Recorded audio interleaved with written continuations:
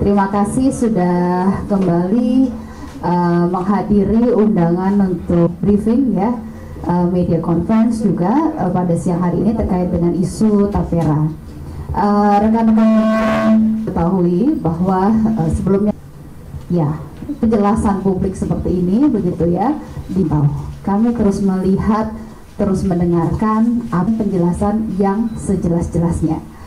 Nah, melihat dari perkembangan pertanyaan-pertanyaan di publik, kami melanjutkan bagian dari memberikan keterangan lebih lanjut terkait dengan Tapera ini untuk menjawab pertanyaan-pertanyaan publik yang berkembang lebih lanjut dan belum terjawab, begitu. Nah, untuk penjelasan Tapera, saya minta kepada Bapak Kom, di mana BP Tapera sudah menyikapinya. Siang, salam sejahtera untuk kita semua. Yang saya hormati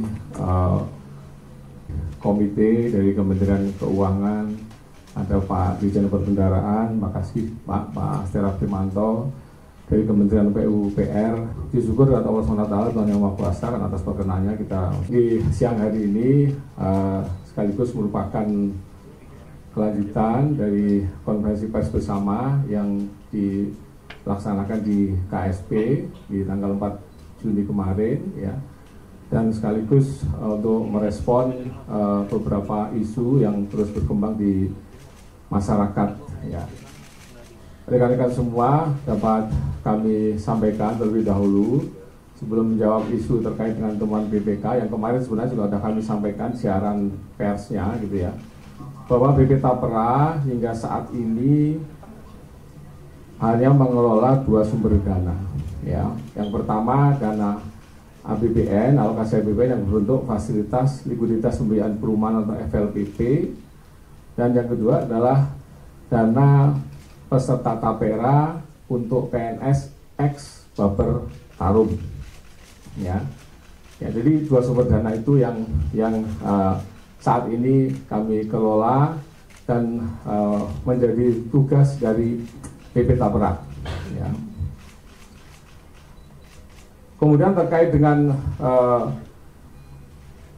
isu tindak lanjut atas temuan BPK bahwa sebanyak 124,9 ribu pegawai negeri sipil tidak bisa mencairkan haknya sebesar total 567,45 miliar, dapat kami sampaikan bahwa itu merupakan temuan BPK atas tahun audit 2021, dan itu sudah direkomendasikan ke BP Tapera tindak lanjutnya, dan hingga akhir 2023 kemarin ya, seluruh hasil temuan BPK dimaksud telah ditindaklanjuti ya oleh BP Tapera, dalam artian semua hak kepesertaan yang menjadi substansi temuan sudah kita kembalikan ke peserta penerima hak setelah kepesertaannya berakhir, yang ASN yang pensiun ya, dan sudah kami laporkan ke BPK tindak lanjutnya, kemudian telah dinyatakan selesai oleh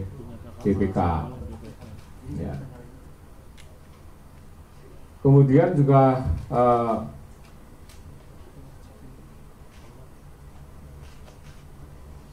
berdasarkan hasil pemeriksaan atas data peserta aktif yang diserah terimakan tim likuidasi Baper Tarum dulu ke BP Tapera, ini terdapat 125.690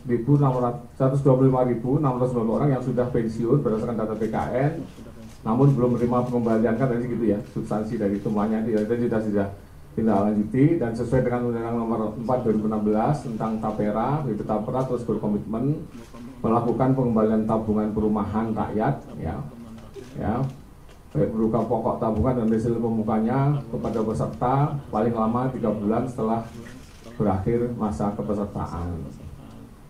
Dan secara keseluruhan ya, semenjak BP Tapera beroperasi hingga 2024 saat ini, BP Tapera telah mengembalikan tabungan perumahan rakyat kepada 956.799 orang PNS pensiun atau ahli warisnya, dengan total nilai sebesar 4,2 triliun rupiah ya. Kemudian mekanisme pengembalian tabungan perumahan rakyat kepada peserta atau ahli warisnya ini dilakukan melalui bank kustodian atau bank penampung ke rekening peserta. Dan tantangan dalam proses pengembalian tabungan saat ini hingga saat ini adalah peserta dan juga pemberi kerja belum melakukan pengkinian data. Ya, jadi hak kepesertaannya adalah kepesertaan ex baper tarum. Ya. Belum ada collection ya dari simpanan peserta ya baik ASN maupun peserta segmen lainnya ya. Jadi mulai baper tarum dilikuidasi di tahun 2020, kemudian diintegrasi dengan BP Tapera hingga saat ini. Ya.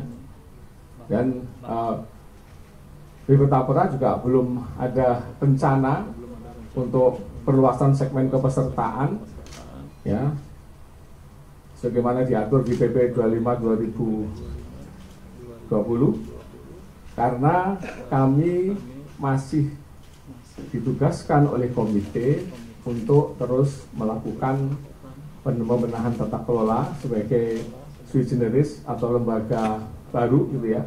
Kita baru operasional di 2019 ya, baru 5 tahun kurang lebih. Pembenahan tata kelola dalam rangka membangun trust atau kepercayaan masyarakat. Jadi belum ada rencana untuk collection baru di segmen baik ASN maupun non ASN. Ya. Dan kami terus mencermati berbagai masukan, ya, saran, ya, dan juga dinamika yang berkembang di masyarakat saat ini, ya, menjadi acuan kami untuk terus meningkatkan kualitas tata kelola, ya, atas pengelolaan dana yang saat ini sebagai tadi saya sampaikan baru 2 yang kita kelola. Alokasi APBN melalui fasilitas likuiditas pembiayaan perumahan dan dana peserta ASN ex peserta baper tarum. Ya. Ke depan dalam rangka meningkatkan kualitas layanan, ya, khususnya untuk pengembalian hak kepesertaan yang ex baper tarum, BP Tapera terus melakukan perbaikan sistem dan tata kelola, antara lain NIK yang terintegrasi dengan Dukcapil, NIP yang terintegrasi dengan BKN, kemudian validasi nomor rekening yang terintegrasi dengan perbankan.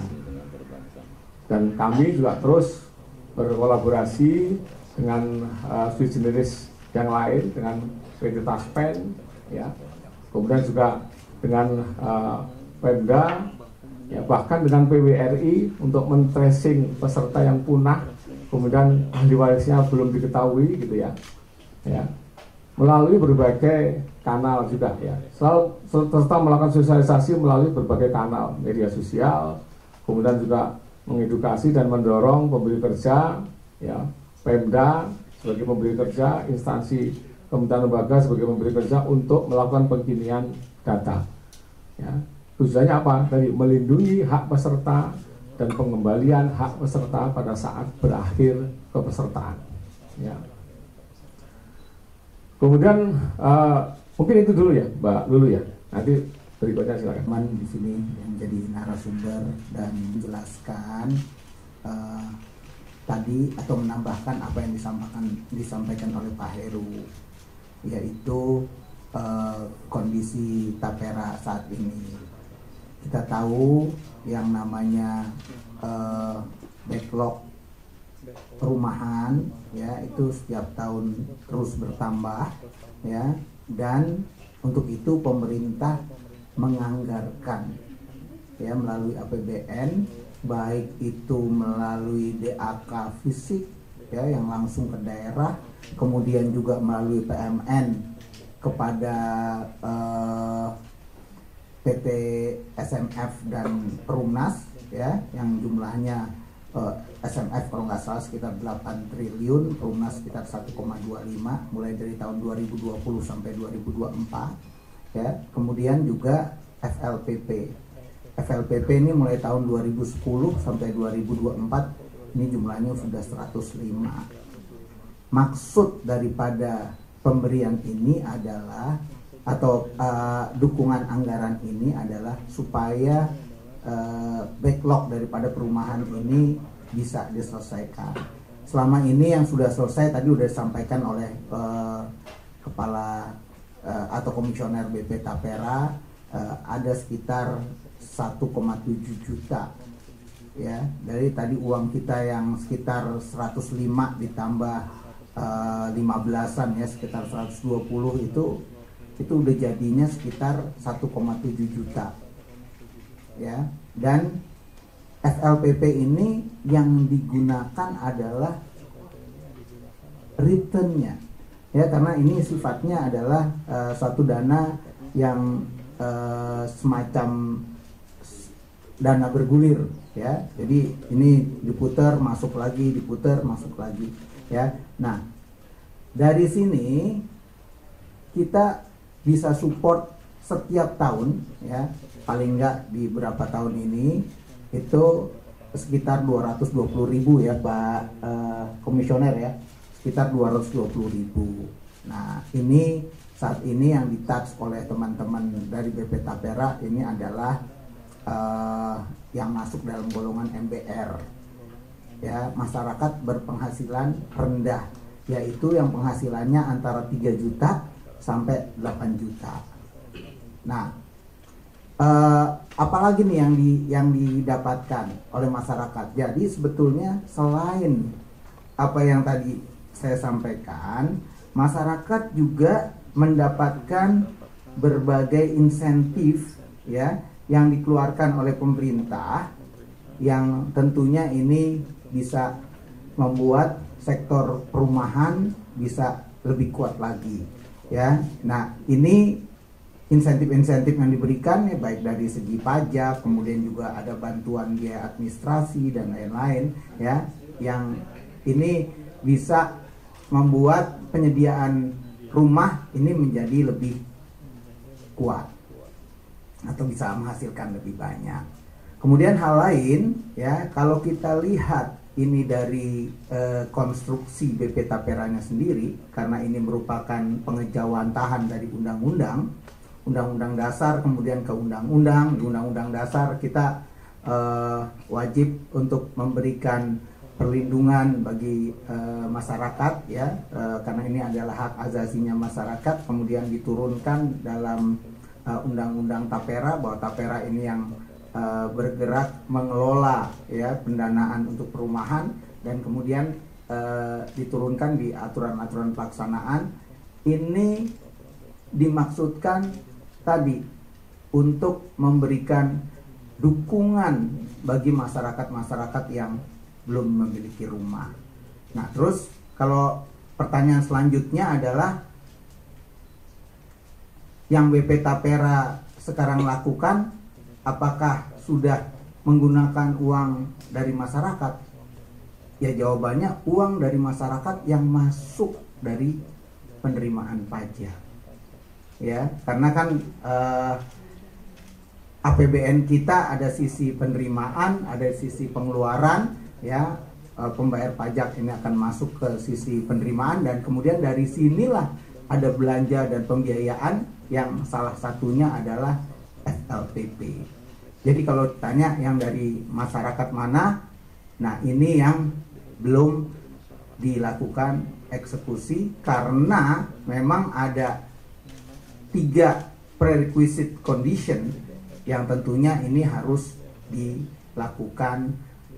Yang pertama, misalnya kalau bicara tentang ASN ya, kita tahu di ASN ini yang berhak untuk mengeluarkan aturan pelaksanaan adalah Menteri Keuangan.